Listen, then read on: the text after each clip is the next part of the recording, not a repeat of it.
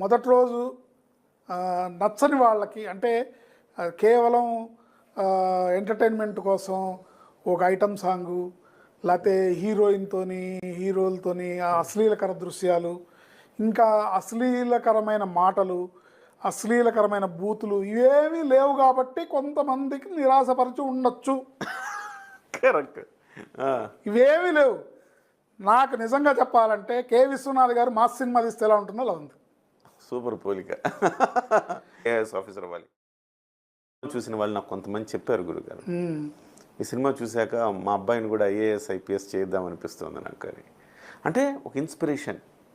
ఒక IAS officer అంటే ఎట్లా ఉండాలి అని చూపించాడు కదా. ఒక ఐఏఎస్ ఆఫీసరు అవ్వాలి మా అబ్బాయి కూడా అని ఒక కాంక్ష. ఒక పిల్లాడికి నేను ఒక పెద్ద అయితే ఐఏఎస్ ఆఫీసర్ రామ్ చరణ్ లాగా నేను ఒక ఐఏఎస్ ఆఫీసర్ అవ్వాలి. ఇది సార్ నేను పెద్ద స్మగ్లర్ అవ్వాలి, నేను పెద్ద దోపిడీదారుడు అవ్వాలి కోరుకుంటారా చెప్పండి? కోలార్ గోల్డ్ ఫీల్డ్స్ లో బొగ్గు గనులు దోచుకోవాలి, లేకపోతే బంగారు గనులు దోచుకోవాలి కోరుకో. ఇలాంటి థాట్స్ లేకుండా అంటే నాకు ఎట్లా అనిపించిందంటే ఒక చిరంజీవి గారి వారసుడుగా రామ్ చరణ్ గారు పర్ఫెక్ట్గా చేయదగిన